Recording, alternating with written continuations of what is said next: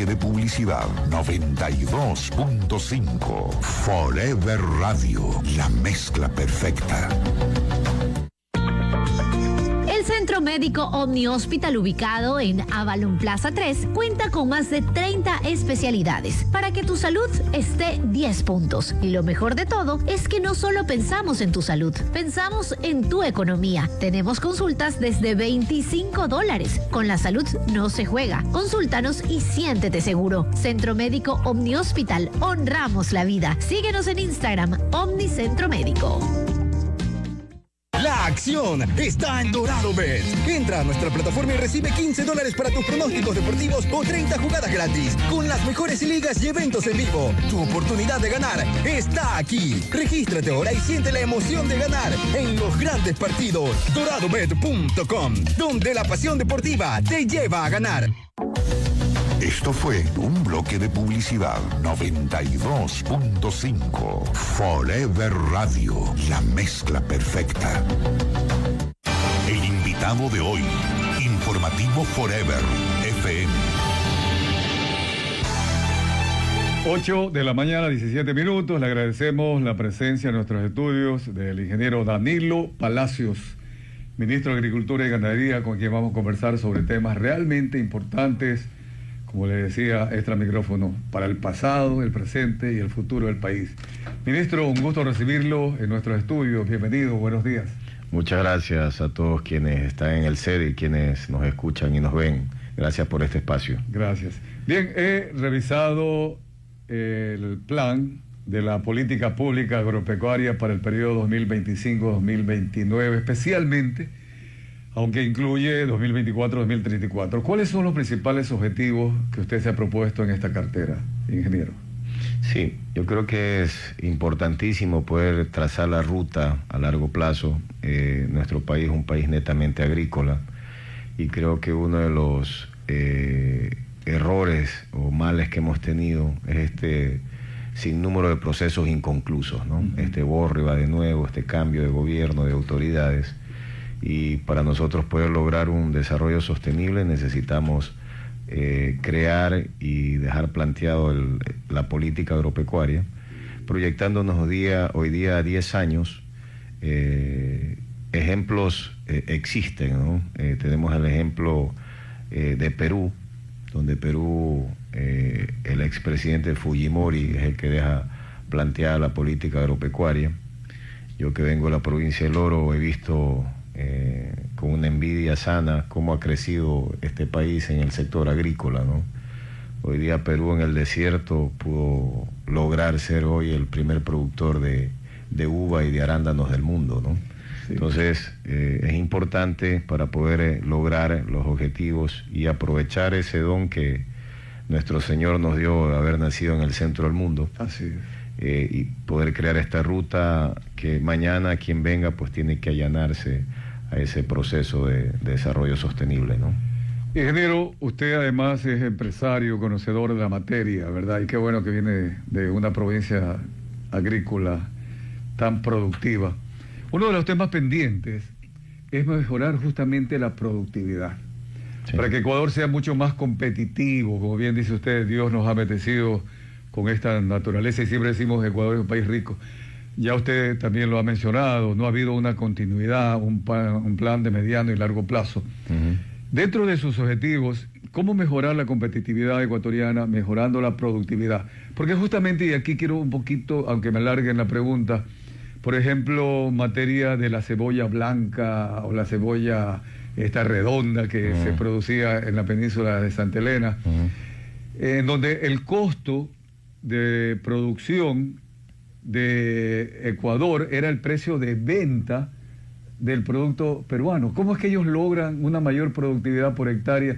También pasa en el arroz y otros productos, ingeniero Palacio. Mire, yo pienso que esa misma bondad de estar en un país donde usted tira piedra y cosecha piedra o siembra y sale. Hay que salir corriendo para que no le dé el cañazo, como decían. Hemos estado de alguna manera en una época o área de confort, ¿no? Ajá. Donde no hemos sido muy exigidos, ¿sí? Porque todo se ha dado de buena forma y eso hizo de que se cree un grupo de personas que está acostumbrado a que nos llueva, a que salga el producto, y como siempre hemos tenido ese reconocimiento de productos de alta calidad, se han vendido los productos.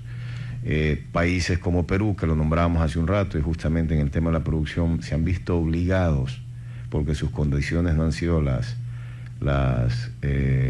que les permitían poder producir sin tanta dificultad, se han visto obligados a crear en zonas que no existía ni el agua, ¿no? Entonces, creo que esa situación creó esa sensación o esa área de confort que estábamos.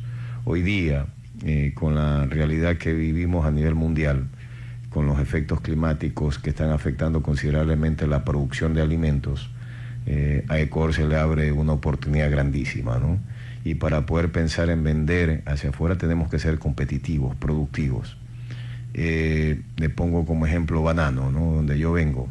Banano es un producto que somos el primer exportador de banano del mundo, somos reconocidos como el mejor banano del mundo, pero tenemos las producciones más bajas de la región. Por hectárea. Por hectárea, ¿no? Estamos con una producción de 2.000 cajas por hectárea, cuando Colombia, nuestro vecino, está en 2.500, Costa Rica en 2.800, Guatemala. Y muchas veces con el mismo costo es obvio que el precio puede ser hasta más competitivo. Así es. Pero en todo caso, esa debilidad que tenemos es una fortaleza, porque tenemos un techo por crecer, ¿sí? O sea, el tener esa producción baja nos permite tener un techo donde podemos llegar y ser más competitivos. Pero en ese sentido, por ejemplo, y perdón allí que le introduje, el caso colombiano, yo he estudiado el tema, por ejemplo, del café. Allá hay cooperativas y ellos tienen hasta su propio banco, se han organizado. ¿Qué pasa acá con los productos principales? Bueno, el caso del camarón es bastante positivo, entre ellos se apoyan, generan las larvas, etcétera. Pero el caso del banano todavía como que está un poquito... Ha existido en ciertos productos mucho paternalismo, ¿no? Por ejemplo, banano, la ley que existe para el precio de banano, que fue creada en el año 96, si no me equivoco, ¿no? Y más nace por un tema político que por querer ayudar al pequeño productor. Si comparamos la realidad del sector camaronero, donde tenemos, creo que Ecuador hoy día es uno de los mayores productores eficientemente de camarón, porque al no tener ese paternalismo, ¿no? Nos hemos visto obligados a ser eficientes, independientes y competir. Las bondades que tenemos, o sea, nos permiten ser competitivos. Ese paternalismo que hemos tenido, por ejemplo, en banano, obligó a que el productor esté en un área de confort, como lo decía, ¿no? Produzco no mucho, tengo un precio que me aseguran. Y igual gano. Exactamente. Entonces, es una situación que tenemos que nosotros cambiar ese chip.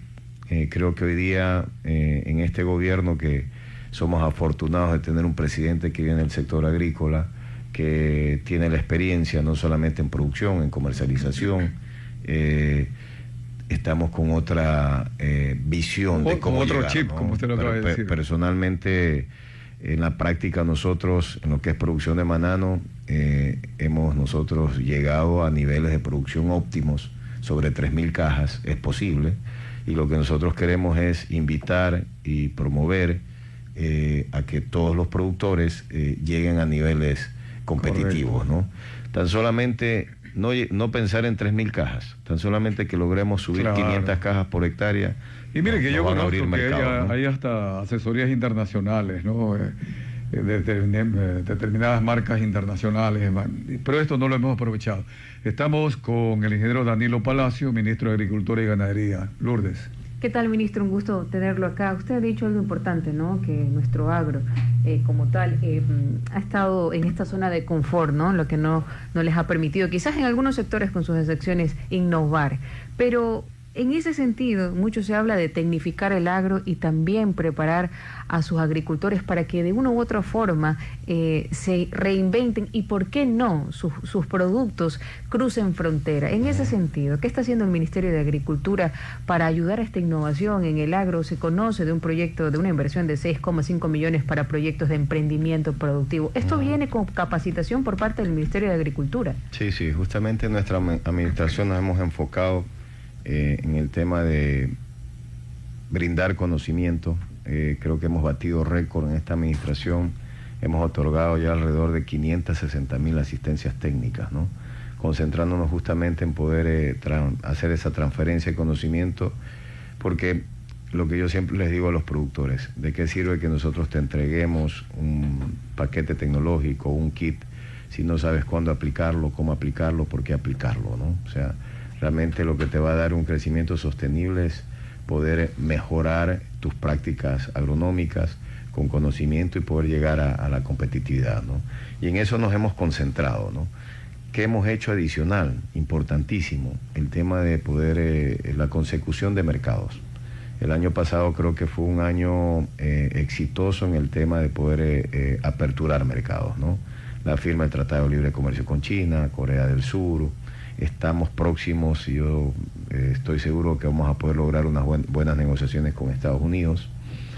Aperturamos también países de Medio Oriente como Emiratos Árabes, Arabia Saudita, que hoy día nuestro presidente está visitando. O sea, para poder fomentar, para poder transferir conocimiento y poder ser productivos, necesitas dónde colocar los productos, ¿sí? Okay. Y eso hemos venido nosotros haciendo, no solamente de manera externa, ¿no?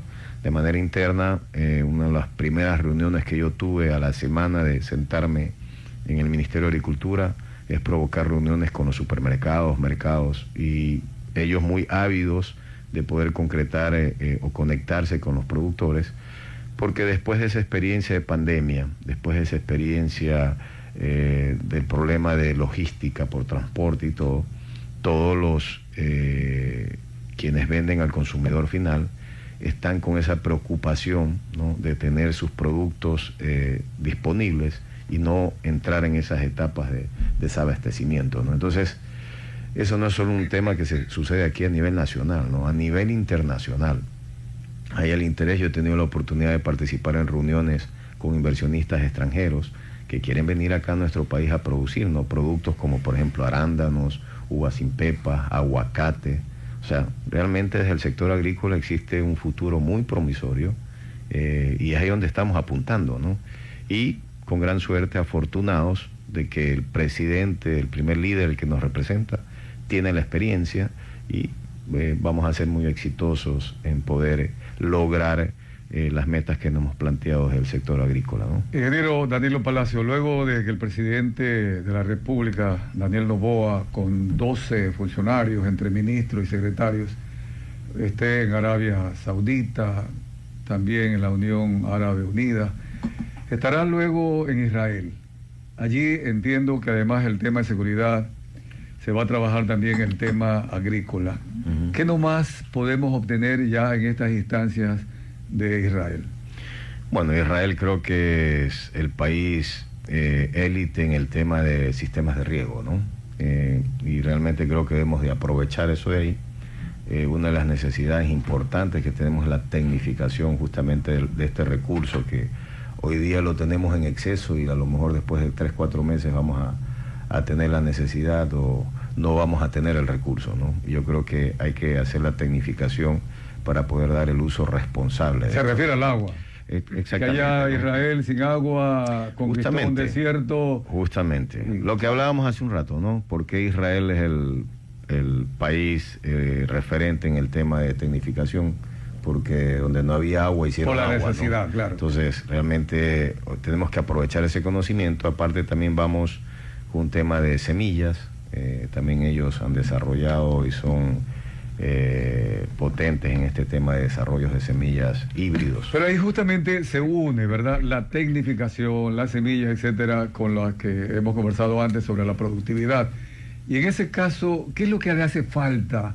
Porque a veces se dice, falta tecnología, o no, también falta financiamiento. ¿Qué es lo que falta para que el agricultor ecuatoriano, y el ganadero también, ¿por qué no?, se levante y realmente comience a ser generador de empleo, para que no se abandone el campo, para que no vengan a los cordones de pobreza alrededor de las ciudades, ingeniero Palacio?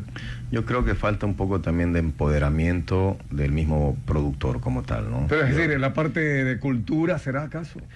No, yo creo que es el tema de esa ambición de crecer, de lograr el éxito como tal. A ver, si nosotros analizamos, ¿no?, en el sector, en todos los cultivos, siempre va a haber el mejor productor, ¿no?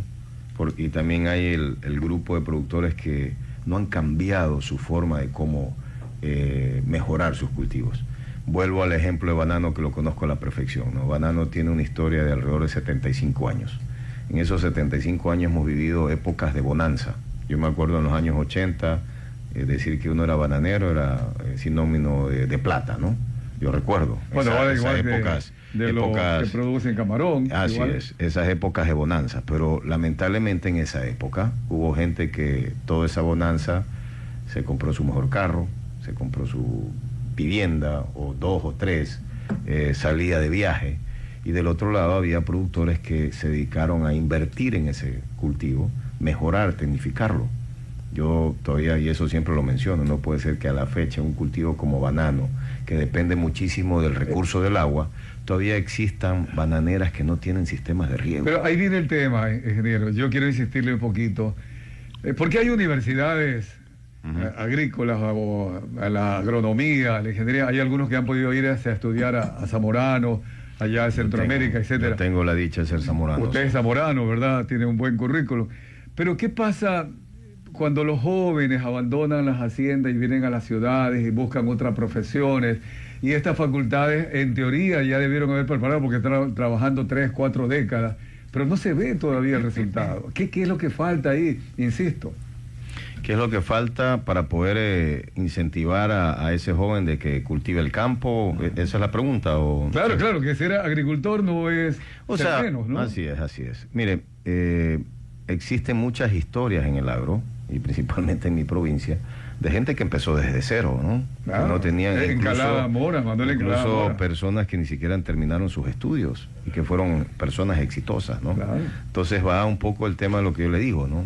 Ese querer ser de la persona, ¿no? Esa ambición sana de querer crecer, ¿no? Y de alguna manera vas de la mano creando también fuentes de trabajo como tal. Pero yo creo que es importante el emprendimiento, el atreverse a aprender, a emprender. ¿El Estado tiene que hacer algo ahí todavía o no? Yo pienso que sí, ¿no? ¿O solo le deben hacer de la familia? No, yo creo que tiene que haber una educación, y creo que un poco, por ejemplo, en el tema del agro, y lo hemos conversado con la ministra de Educación, ¿no? Nosotros tenemos que de alguna manera reconocer que somos un país agrícola. ¿Agrícola? Y tenemos que nosotros incentivar, por ejemplo, los colegios técnicos, tecnológicos, guiarlos hacia la producción, ¿no? Crear técnicos. Claro. No necesitamos, miren, en el pasado lamentablemente, ¿no? Creamos muchos doctorados que hoy en la fecha lamentablemente no tienen dónde aplicarse. Sí. O sea, tenemos que ser con todo respeto, conversaba hace poquitos días con el doctor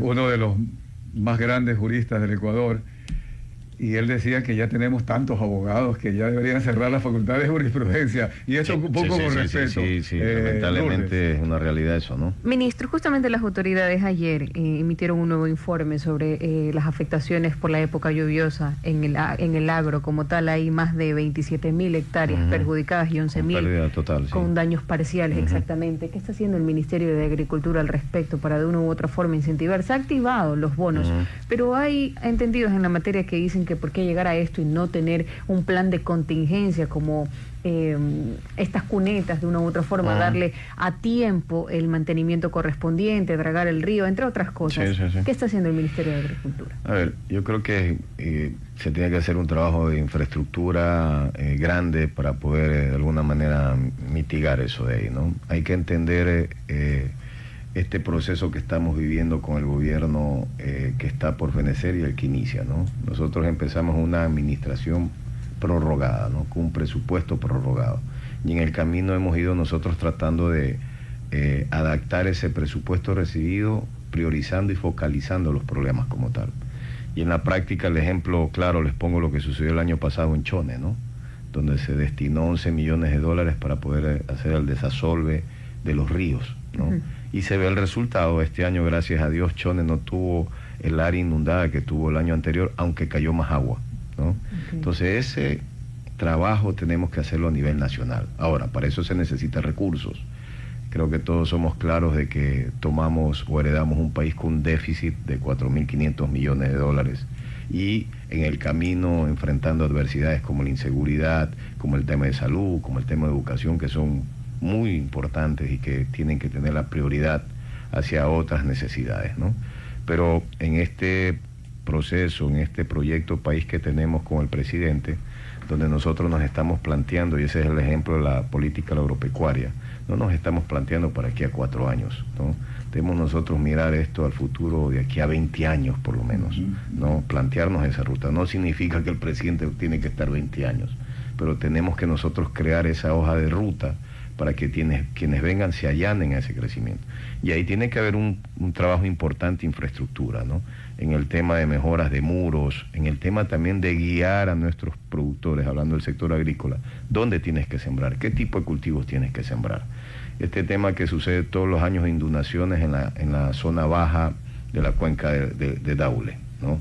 Es provocado porque lamentablemente, al no tener otra forma de cómo adquirir los recursos, el productor toma el riesgo de sembrar sabiendo que puede inundarse. Claro. Y eso sucede todos los años. Ahora acá en Santa Lucía. Todos los años. En esta zona. Y ahora peor, no, porque lo que es el embalse de Daule Peripa ha tenido que ir soltando, como así diríamos, es, el porque exceso de agua. teníamos que hacerlo, porque si no podía explotar la y ahí represa, ¿no? se sigue inundando y perdiendo grandes cantidades. Que es otro tema que va relacionado con lo que le dice Lourdes, o le pregunta, ¿cómo ayudar a estas personas de esta forma coyuntural, si se quiere, en estas emergencias? A ver, hoy día hemos, bajo decreto del presidente, salió el tema del bono que hablábamos, que se va a ayudar por una sola vez por $800. Como usted bien dice, y coincido, ¿no? Esa no es la solución, ¿no? Ahora, se tienen que preparar para la cosecha de verano. Nosotros vamos a estar ahí con semillas, con fertilizantes, con un tema de agroquímicos, con asistencia técnica para que ellos puedan reactivarse como tal. Ingeniero, usted tiene la cercanía, la confianza con los agricultores. Mire, hemos sido un gobierno de territorio. Yo me he reunido, tengo la oportunidad de conocer a la mayoría de los dirigentes y de productores, y de alguna manera tengo el conocimiento, gracias a Dios, porque vengo del sector agrícola, y siempre hemos hablado con la verdad, siempre hemos asumido o enfrentado los temas, los problemas de manera transparente y buscando soluciones de manera conjunta, ¿no? Una de las cosas que yo siempre digo, aquí yo no vengo a ofrecerte nada que no voy a poder cumplir. Aquí vamos a analizar las dos partes, qué es lo que podemos hacer de manera conjunta. En base a la realidad. En base a la realidad, ¿no? ¿no? Y eso creo que nos ha dado mucha apertura de decir las cosas tal cual, ¿no? El hecho de venir del sector privado, no es mi primera experiencia en el sector público, realmente me ha llevado, porque desde afuera siempre también fui un crítico, ¿no? Y siempre estaba... Siempre importante, y los agricultores han demandado que en la cartera de Agricultura y Ganadería esté alguien que sepa, que conozca, ¿no? Sí, yo creo que es una decisión muy acertada de nuestro presidente, ¿no? Ahora, yo le pregunto, por el boletín de prensa, conozco que ha habido una unión del Ministerio de Agricultura y Ganadería que usted dirige con la Secretaría de Gestión y Desarrollo de Pueblos y Nacionalidades. ¿En qué consiste este plan, la convocatoria 2025 de subproyectos productivos, inclusive turísticos y artesanales? Bueno, he tenido las reuniones con ellos, hay que identificar realmente dónde podemos llegar. Ahí hay un recurso que fue otorgado desde Presidencia de alrededor de $5 millones. 6,5. 6,5 ya. Y hay que crear proyectos, ¿no? Proyectos que vayan a crear lo que se busca, ¿no? O sea, desarrollo, oportunidades, progreso. En la parte agrícola yo he conversado con los dirigentes, le he dicho, a ver, tenemos que hacer un proyecto responsable, ¿no? Que no se quede solamente en una entrega de un dinero, tenemos que llegar incluso a que esto sea sostenible, ¿no? En proyectos donde primero vamos a asegurar el mercado, ¿sí? Segundo, eso va a ser con una asistencia de parte del Ministerio de Agricultura, donde nosotros estemos seguros de que se está poniendo una buena semilla, de que se está haciendo un buen plan de nutrición y agronómico para que sea exitoso como tal, ¿no? Pero es importante que se creen proyectos que tengan una economía circular exitosa para todos quienes van a participar en ese desarrollo o en esa cadena, ¿no?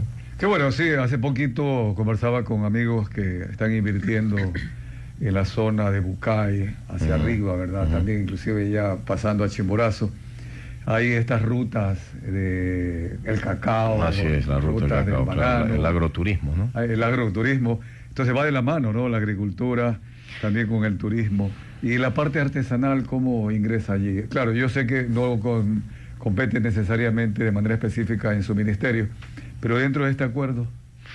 No va de la mano, creo, ¿no? El conocimiento ancestral, la cultura nuestra, va de la mano con el tema agrícola, ¿no? Realmente creo que cada región tiene su cultura, cada región tiene sus cultivos, y hay que desarrollar de manera conjunta el tema artesanal. Sí, una persona de la sierra me decía que aquí en la costa no tenemos ganado de leche. Yo le digo, sí tenemos ganado de leche, pero no se lo conoce el ganado de carne, en fin. Entonces, estas especialidades también deben ser un poquito más trascendentes. Algo más que se nos haya pasado, ingeniero Danilo Palacio, dentro de su cartera de Agricultura y Ganadería.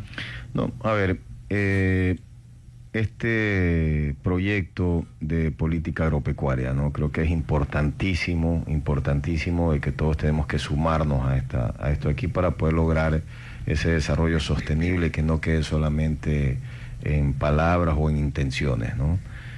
Vamos a empezar en la socialización, ya tenemos el borrador de esta política agropecuaria, vamos a empezar con los diferentes gremios, asociaciones, productores, para ir sumando a lo mejor criterios que dentro de esa política a lo mejor no están dados, ¿no?